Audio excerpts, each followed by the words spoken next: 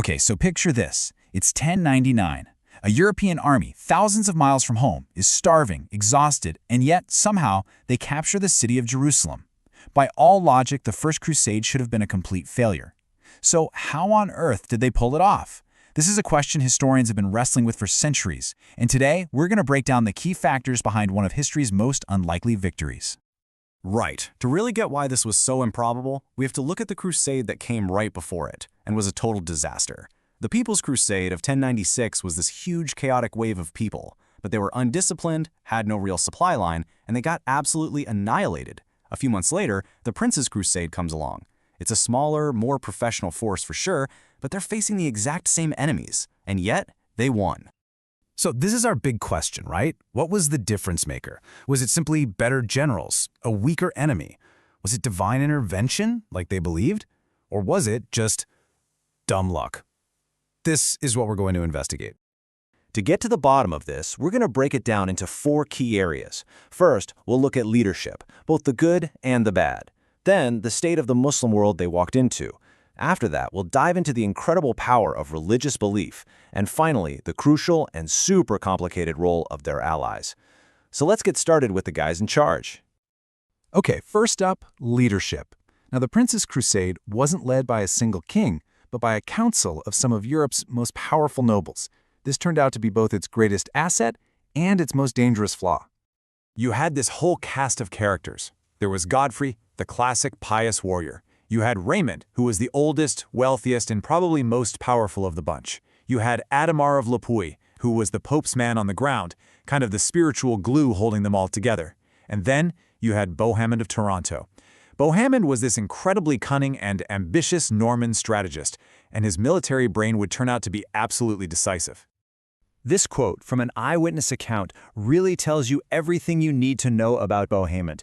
He's mixing hardcore tactical orders with this powerful religious call to arms. This is the guy who, at the critical battle outside Antioch, when the Crusaders were literally starving and hopelessly outnumbered, came up with the brilliant battle plan that saved them all from being wiped out. But, and this is a huge but, for all that tactical genius, their leadership was also a train wreck waiting to happen. As the historian Jonathan Riley Smith points out, when the spiritual leader Adhemar died at Antioch, the whole thing just ground to a halt. The personal rivalries, especially between Bohemond and Raymond, just exploded. They literally sat around for 6 months arguing over who got to keep the city, almost destroying the entire expedition from the inside out. All right, let's move on to our second factor, because it's a big one. It's often said that the Crusaders didn't so much win the First Crusade as their enemies lost it. And honestly, there's a lot of truth in that. They basically stumbled into a political hornet's nest. Say, the key thing to understand is that the Crusaders showed up at a moment of absolute chaos in the Muslim world. The massive Seljuk Empire had just shattered into pieces after their sultan died. At the same time, the other major power, the Fatimids in Egypt, was falling into a civil war. And on a local level, you had rulers like the two brothers in Aleppo and Damascus who hated each other more than they hated the invaders. This meant the Crusaders never had to face one big unified army. They just fought a series of smaller, divided enemies. And you don't just have to take my word for it. This quote from the Muslim chronicler Ibn al-Athir is just incredible. He's talking about Kerboga, the general who brought a gigantic army to crush the Crusaders at Antioch. But Kerboga was so arrogant and treated his own commanders so badly that they literally planned to abandon him mid-battle. And that's exactly what they did. His huge army just melted away, not because of Crusaders' strength, but because of its own internal rot. Now, if you want the smoking gun, the absolute proof of how important this disunity was, just look at what happened in 1101. Another huge wave of Crusaders arrived, but this time the local Muslim leaders had learned their lesson. They actually united. And instead of meeting the Crusaders in a big battle, they harried them, cut their supplies, and completely annihilated 3 different European armies. The window of opportunity for the Crusaders had slammed shut. Which brings us to our third factor, religious zeal. This was the ideological jet fuel for the whole crusade. And like jet fuel, it was incredibly powerful, but also incredibly dangerous and volatile. I mean, seriously, think about it. What else gets thousands of people to march across a continent, through deserts, facing starvation, disease, constant attacks? It was this intense, burning belief that they were on God's mission. that this journey would wash away their sins. It gave them a kind of psychological armor that let them endure things that would have made any normal army just give up and go home. And there is no better example of this than the story of the Holy Lance in Antioch. Okay, so picture it. The Crusaders are trapped inside the city. They're starving, and that massive army of Kurbagaz is sitting outside. They are completely doomed. And then, a poor monk says he's had a vision of where the lance that pierced Christ's side is buried. They start digging, and they find it.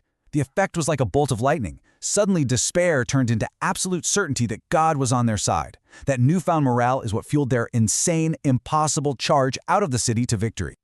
But that same religious fire had a truly horrific dark side. This quote from Fulcher of Chartres, a priest on the Crusades, is just chilling.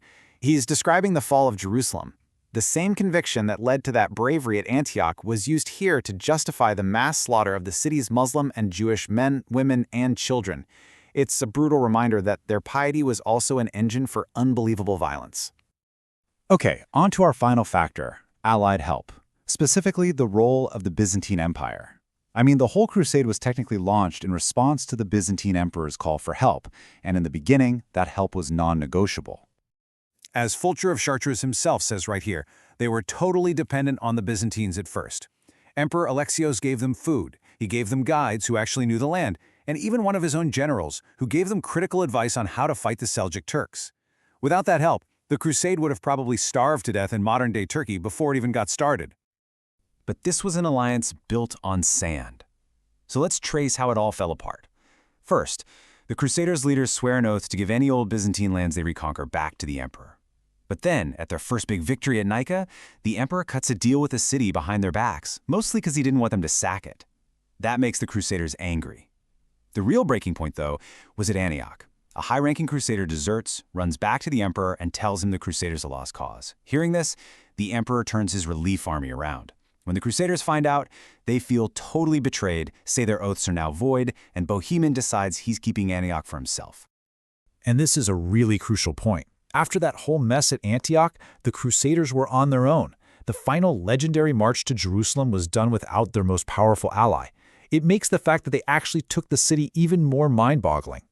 So, we've looked at all four of our factors: the skilled but squabbling leadership, the fractured enemy, the intense religious zeal, and the critical but fragile alliance. How did they actually do it? Well, the answer seems to be that it wasn't any one thing. It was a perfect storm. So when you lay it all out like this, you can see the balancing act. Their leadership offered tactical genius but was also self-destructive. The Muslim disunity was a golden opportunity, but it was only ever going to be temporary. Their religious zeal gave them superhuman strength, but also led them to commit monstrous acts. And their Byzantine allies were essential, but that relationship was just too brittle to survive. The First Crusade succeeded because at every single crisis point, the strengths of these factors managed to outweigh the weaknesses. Which really just leaves us with one final question to think about.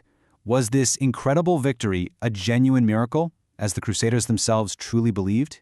Was it a masterclass of military adaptation and grit? Or was it just one of the luckiest breaks in the entire history of warfare? What do you think?